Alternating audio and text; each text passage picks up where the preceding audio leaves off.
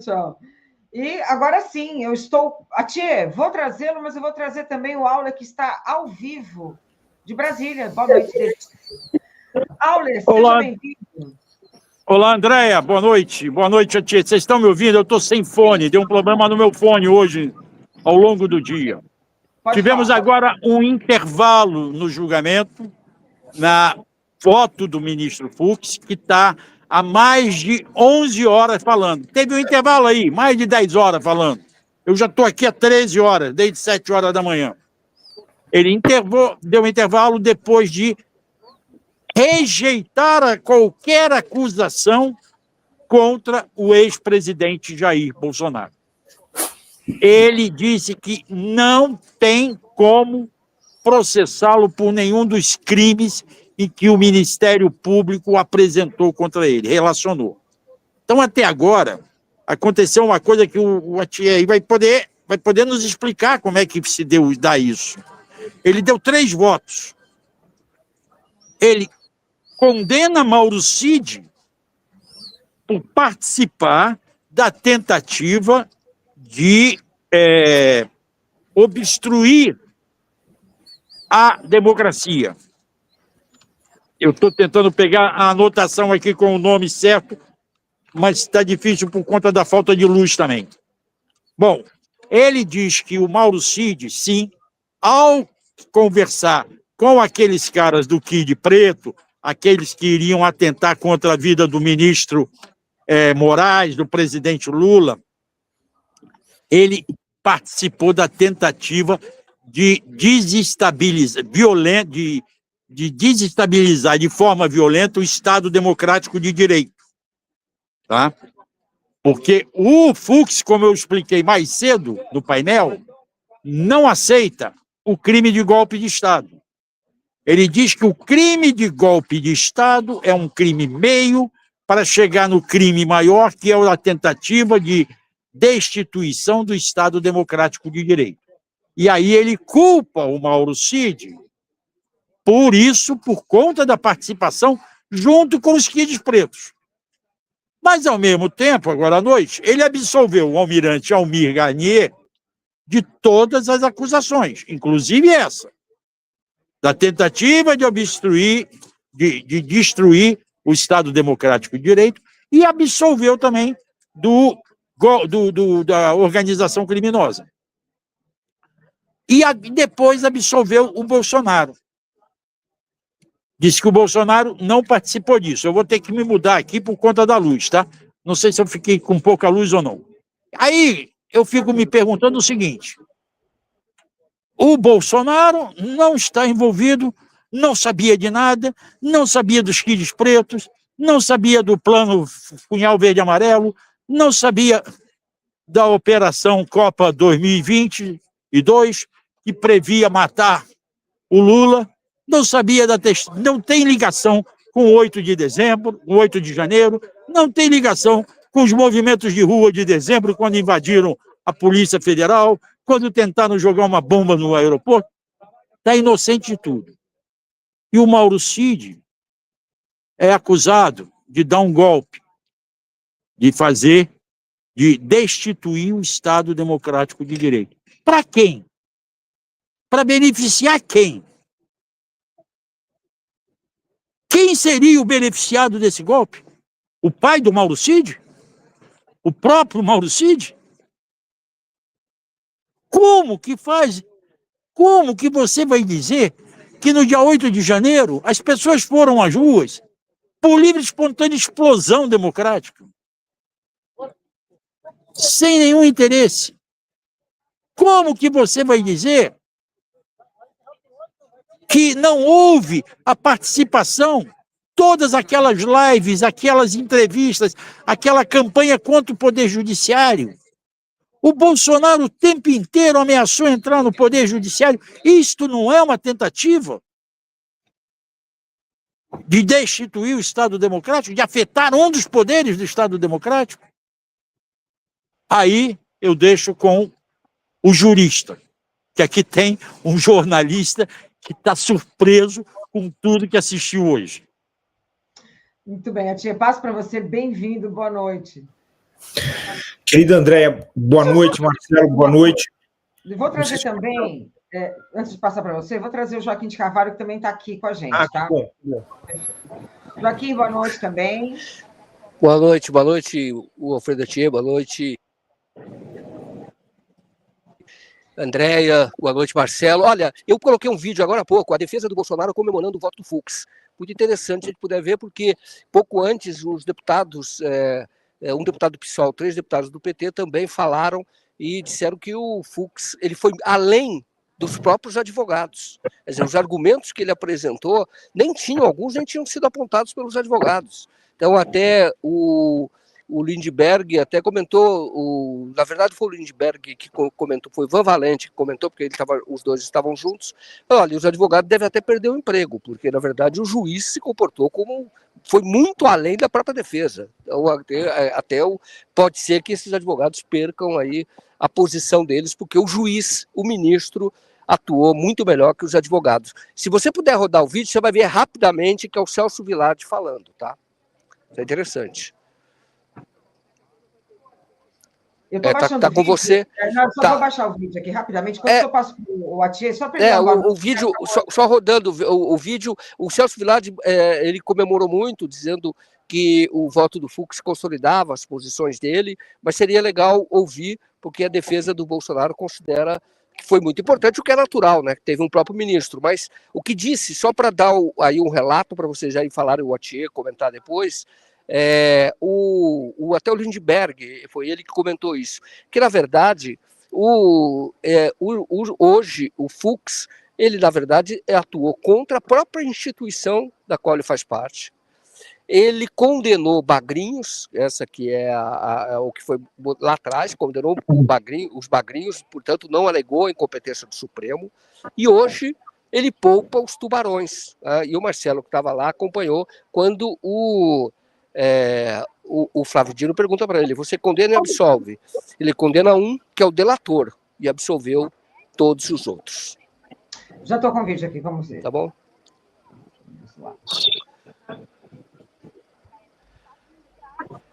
Preliminares, porque em algum momento me pareceu que as preliminares que nós levantamos com a questão do acesso à defesa, isso era um tema menor. E o ministro Fux hoje trouxe a questão do acesso aos documentos como uma questão fundamental e como uma questão pacificada pela jurisprudência do Supremo Tribunal Federal. Além disso, nós estamos, desde o início do processo, dizendo que o ex-presidente Bolsonaro não tem envolvimento, não teve envolvimento com União Verde e Amarelo, com Copa 22, muito menos com o Rio de Janeiro, que ele também reconheceu. E, para além disso, nós também sustentamos a tese de que aquelas reuniões que o ministro detalhou de uma forma exaustiva, se pudesse prevalecer a tese que está na denúncia, seriam meros atos preparatórios. Então, foi um voto técnico que deu procedência à tese da defesa e a improcedência da tese da acusação. Isso que esse voto pode levar a um eventual... Aí terminou, é isso que está falando, aí eu terminei, só colocar rapidamente para vocês, e eu vou deixar vocês, porque a bateria que está acabando, vou carregar um pouco o celular, precisando eu volto de novo, precisando não, tendo notícia eu volto novamente, a gente se dividiu aqui, o Marcelo estava lá dentro, eu fiquei aqui fora o tempo todo, mas eu vou continuar por aqui, então tendo notícia eu volto a falar com vocês, tá bom? Boa continuidade para vocês, obrigado, até mais, tchau. Então agora eu passo para o Atier. Antes do Atier, eu não sei se eu vou continuar aqui, eu estou, como eu disse, há 13 horas, eu vou embora um pouco, que amanhã às 7 horas da manhã eu estou aqui de novo, mas eu queria colocar uma coisa muito interessante, Atier, para você desdobrá-la por aí. O Fux diz que houve reuniões no Planalto, houve reuniões no Ministério da Defesa que discutiam a tal minuta do golpe. Que houve, e o Bolsonaro chegou a admitir em depoimentos, de que eles discutiram considerando dessa minuta.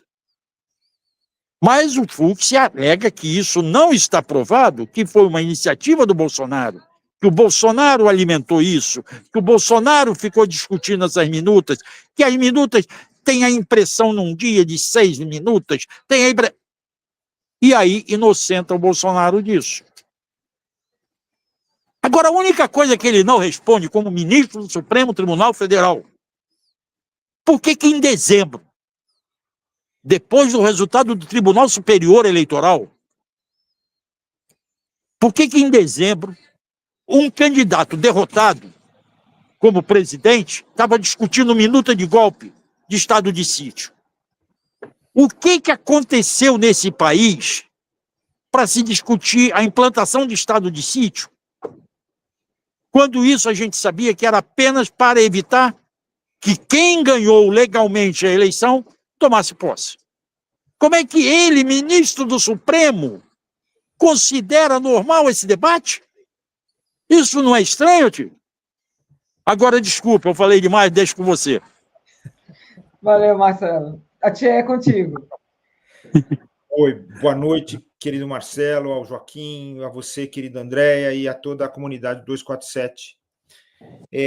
Andréia, eu preciso dizer o seguinte, eu vou responder a essas questões todas, né? Eu não vou dar em nenhum momento minha opinião pessoal, eu vou responder como jurista, como presidente da academia, exclusivamente, né? E vou responder isso tudo do ponto de vista, como o Marcelo provocou corretamente, você também, claro, do ponto de vista científico. Quer dizer, portanto, as críticas que eu vou fazer são críticas baseadas naquilo que é o direito, naquilo que é a teoria do direito, naquilo que a interpretação das leis, né, determina, né, a interpretação da Constituição. Então, feita essa observação, que eu acho bastante importante, eu quero dizer que jamais na minha vida eu testemunhei a uma manifestação, a uma decisão judicial tão destituída de qualquer tipo de fundamento jurídico, fundamento legal, fundamento constitucional. Na verdade, essa decisão, do ponto de vista do direito, é tão só e simplesmente uma grande ficção.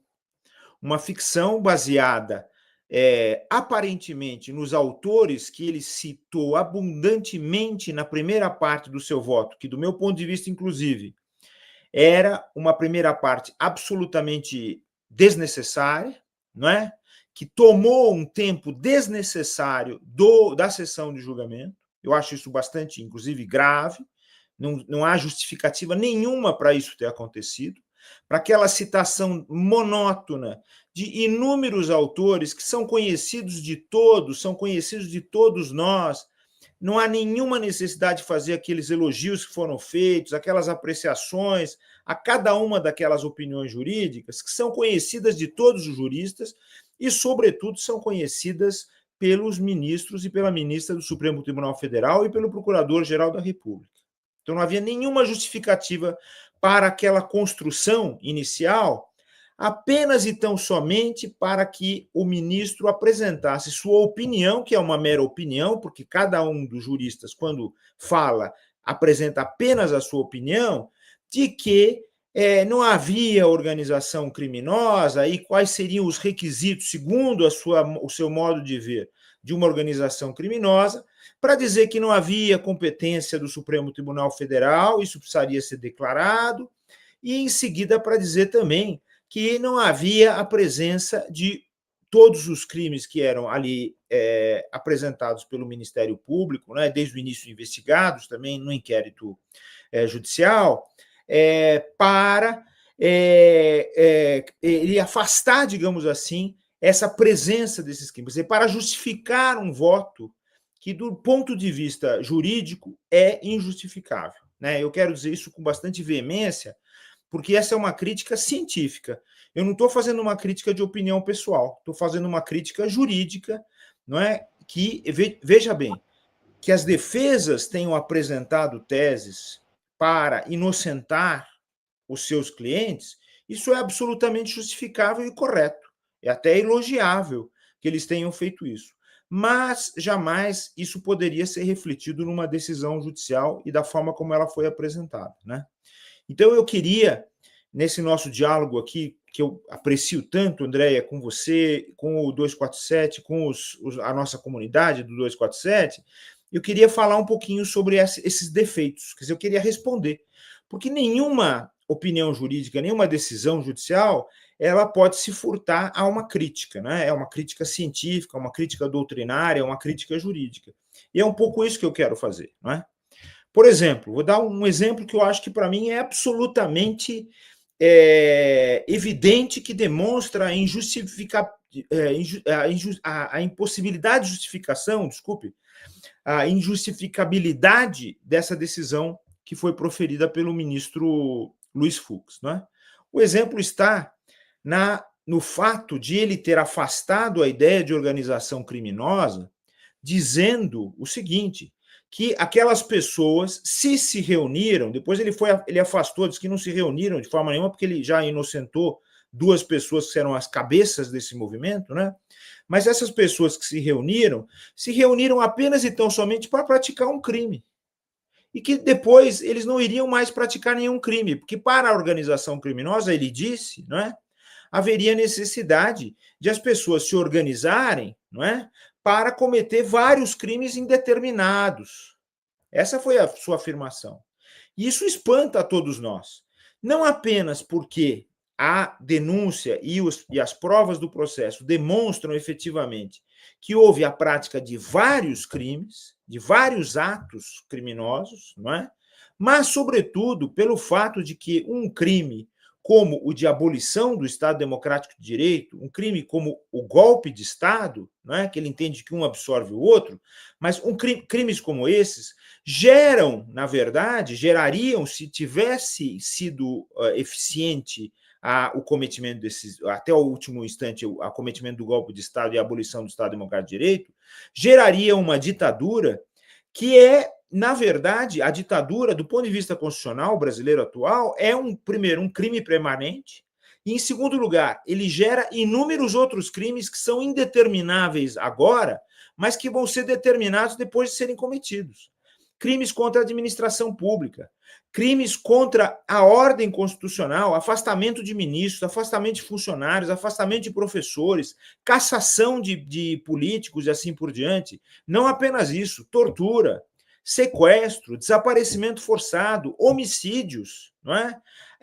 Coação ilegal contra as pessoas, tudo isso que nós já assistimos e presenciamos na história do Brasil. Crimes que já foram cometidos. E, portanto, essas pessoas não se associaram apenas e tão somente, veja só, Andréia, a questão como é grave, apenas para criar um golpe de Estado e assumir o poder. Não é isso, não é isso. Jamais se pode pensar numa coisa assim. Então, esse afastamento da ideia de organização criminosa é baseado numa ficção, uma ficção jurídica que não corresponde à realidade do direito, não é? E, portanto, o voto, ele, do ponto de vista jurídico, ele cria uma realidade que não existe para desfazer a culpabilidade e a responsabilidade dessas pessoas. E, sobretudo, veja, o que é mais sério, né? O mais sério é que uma das vítimas desse conluio criminoso, né, contra o Brasil, contra a Constituição, contra a democracia, contra o povo brasileiro, seria o próprio Supremo Tribunal Federal. E essas pessoas que participaram disso, sobretudo o ex-presidente da República, cansaram de tentar desmoralizar as instituições e desmoralizar, inclusive, o Supremo Tribunal Federal. Ele, inclusive, desferiu em alguns momentos, inclusive, palavrões em relação a ministros do Supremo.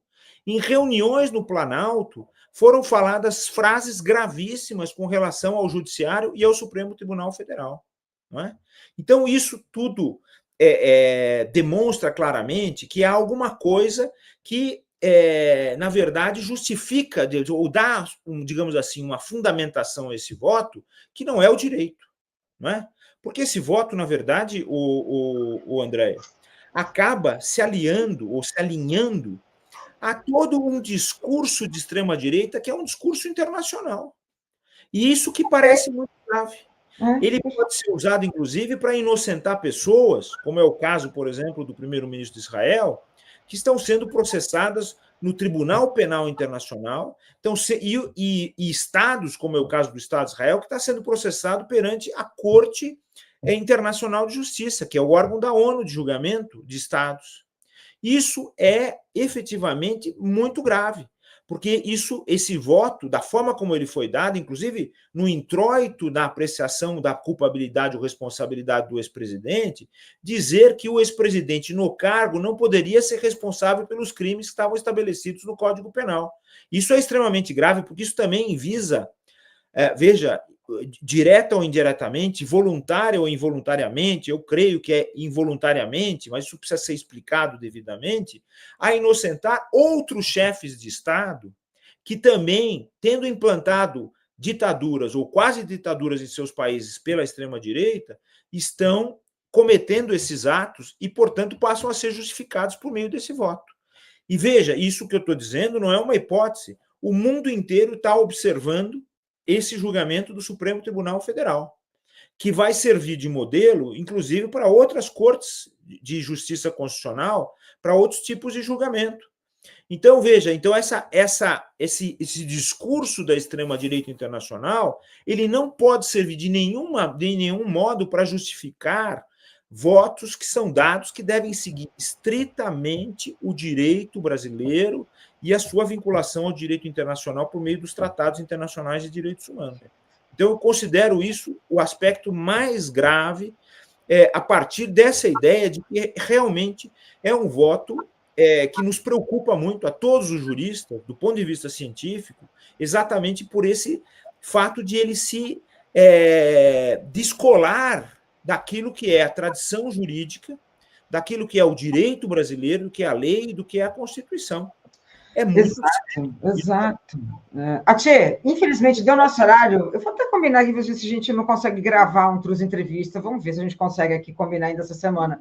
Mas, assim, pensando enquanto um professor de direito, hoje, né, o que você faria com esse voto numa aula?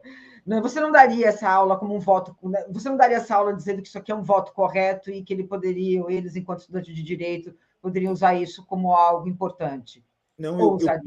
Não, André, eu considero que é muito importante, nas salas de aula, os professores, as professoras de direito constitucional analisarem esse voto para desconstruí-lo, efetivamente, não é? Porque, veja, ele foi buscar fundamentação em muitos aspectos, tudo que ele disse na primeira parte da sua apresentação, André, do ponto de vista científico, não teve relação nenhuma com aquilo que ele vai depois apreciar em termos das provas, não é?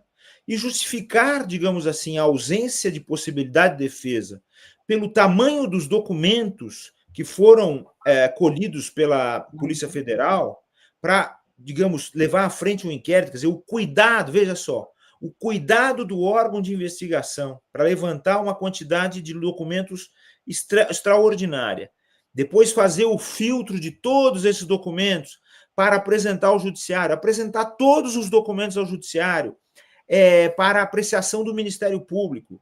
Depois o Ministério Público faz o seu filtro, que é natural, sempre isso acontece em qualquer tipo de investigação, para apresentar aquilo que é realmente relevante. Depois os juízes, na hora de receber a denúncia, que esse ministro recebeu a denúncia, eles também fazem o filtro daquilo que é efetivamente relevante. A justificativa do voto do ministro Luiz Fux, na verdade, teria levado a recusar a denúncia, não é? A indeferir a denúncia. E não a todo esse momento em que foram colhidas as provas e, ao final, se referir a essas questões que eram, na verdade, justificativas, se fossem realmente plausíveis, eu estou dizendo que não são plausíveis do ponto de vista jurídico, se fossem efetivamente plausíveis para o indeferimento da denúncia, não é? Então, veja, nós estamos aqui diante de uma situação que eu considero muito séria, não é? Porque, enfim, há ali uma justificativa para o discurso da extrema-direita no Brasil e no exterior, há uma justificativa para aquelas mentes que pensam em anular todo esse processo, o que é extremamente grave, não é? Porque, veja, se houve cuidado com a defesa, cuidado em cautelosamente seguir o rito que é previsto no regimento interno do Supremo Tribunal Federal, no Código do Processo Penal, na própria Constituição, esse processo é um processo exemplar nesse sentido, né? E os votos de ontem do ministro Alexandre de Moraes e do ministro Flávio Dino demonstram isso. Né? Eu até tenho certeza de que, pelas expressões, né, como foram referidas pelos jornalistas, dos demais ministros, não é? Nós vamos ter uma refutação desse voto que deve permanecer absolutamente isolado. Isolado por quê? Porque ele corresponde a uma realidade, desculpe o termo, mas é uma realidade paralela do ponto de vista da teoria do direito. Não é uma realidade efetivamente que deve pautar um julgamento dessa importância. Perfeito. Tia, infelizmente, deu nosso horário, eu já estou com o Sonic aqui, muito obrigada, e vamos costurar aqui uma conversa maior para a gente tratar desse tema que eu acho que é fundamental. Eu acho bem demais.